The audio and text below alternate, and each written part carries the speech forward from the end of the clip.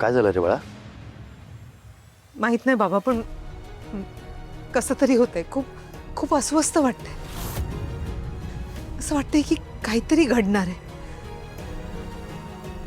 Sir जीवाला हुरहुर लागली आहे. मी तुम्हाला सांगू नाही शकत, पण अनु, बाळा तुझ्या आयुष्यात जितकं वाईट घडायचं आहे ना ते घडून गेलंय. आता फक्त चांगलं घडणार आहे. हो ना ताई, अगं बाबा बरोबर बोलतायत. तू उगाच टेन्शन घेतेस. नको एवढा विचार करूस. आपल्या घरी आहेस की नाही तू, सगळं चांगलंच होणार आहे आता. तू तू जास्त विचार नको करूस ग. हो मंदार, पण मी कसं सांगू तुम्हाला. मला असं वाटतंय की काहीतरी वाईट होणार आहे, काहीतरी वाईट घडणार आहे. बाबा मला खूप भीती वाटते. अनु, अनु अनु अगं कसली भीती वाटते तुला? एक बघ, आम्ही सगळे आहोत ना इथे. घाबरण्याचं अजिबात कारण नाहीये. मी तुला सांगू का अनु, तू ना खूप विचार करते सगळं, म्हणून तुझी ही अवस्था आहे. नको एवढा विचार करूस. अनु तू आहे ना तुझ्या रूम मध्ये जा आणि आराम कर, तुला बरं वाटेल. बाबा हो, पण बरोबर बोलतायत बाबा. थोडा वेळ आराम केला ना की बरं वाटेल तुला. पिहू, पिहू, ऐक माझं. पिहू, आईला खोलीत घेऊन जा बाळा. थोडा वेळ आराम केला की बरं वाटेल. आई चल. जा बाळा, आराम कर.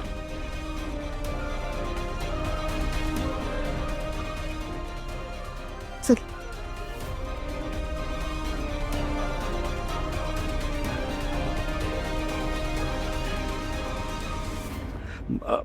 शुभदा, हं?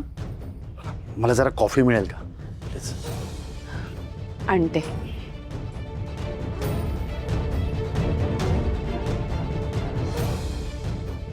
बाबा मला ना खरंच आता टेन्शन यायला लागलंय. म्हणजे बघा ना, आपल्या अनुताईचं त्या हलकट माणसावर जीवापाड प्रेम आहे. हो म्हणजे तिच्या अपरोक्ष आपण त्याला डिवोर्सची नोटीस पाठवली. तिला माहिती देखील नाहीये, पण तरी सकाळपासून तिला खूप अस्वस्थ वाटतंय. सतत काहीतरी वाईट घडणार आहे याची चाहूल लागली. हे काय होत आहे? कसं आहे ना, एखाद्या गोष्टीमध्ये जर मन जास्त गुंतवलं ना तर ही अशी परिस्थिती होते माणसाची. पण बरं झालं तुम्ही तिला आतमध्ये पाठवलं. काय नोटीस मिळाल्यापासून तोही सैरबैर झाला असणार आणि आता इथे कुठल्याही क्षणी येईल तो. येऊ दे ना, येऊ दे. ती डिओची नोटीस त्याच्या हातात पडल्यावर त्याचं जे काही थोबाड होणार आहे ना, ते थोबाड मला बघायचंच आहे. येऊच दे त्याला.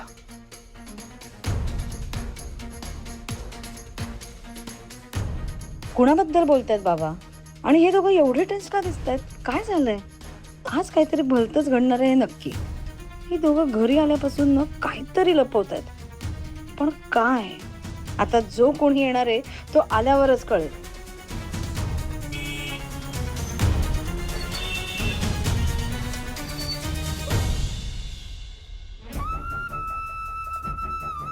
आई काय झालं?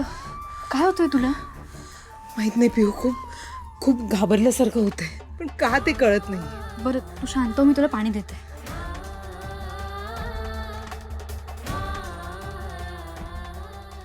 आई घे.